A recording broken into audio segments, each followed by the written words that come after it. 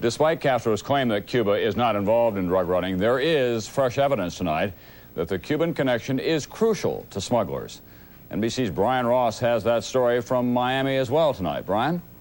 Tom, American authorities say they now have solid evidence that Cuban MiG fighters and Cuban Coast Guard patrol boats have been involved in escorting and protecting loads of cocaine from Colombia through Cuba into the Florida Keys.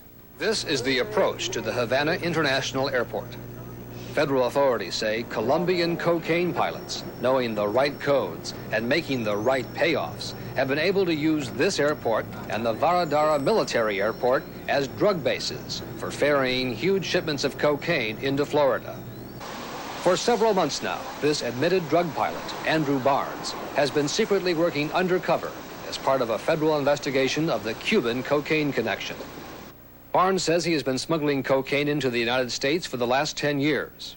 As part of his undercover role for the FBI, Barnes says he helped make arrangements for smuggling trips through Cuba in meetings with a suspected Cuban smuggler named Torres, who said he has ties to Castro.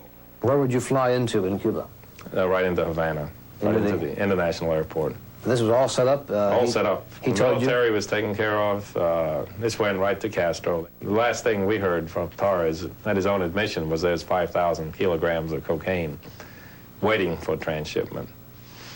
They're sitting in Havana right now. In Cuba. The Cuban connection to Colombian drug bosses goes back to at least 1982. Federal authorities say this photograph, taken at a christening, was one of the first indications of the close ties between the drug establishment in Colombia and the Cuban ambassador to Colombia, Fernando Ravello. Shortly after this picture was taken, Ravello was indicted in Miami, along with the Cuban Navy admiral, for helping to smuggle drugs into Florida. Federal authorities say that as early as tomorrow, a grand jury in Miami could return new indictments laying out details of the alleged Cuban cocaine connection, including an undercover videotape in which drug smugglers say they are operating with the protection of Fidel Castro's brother, Raul. Tom? Thank you very much, Brian Ross in Miami tonight. There will be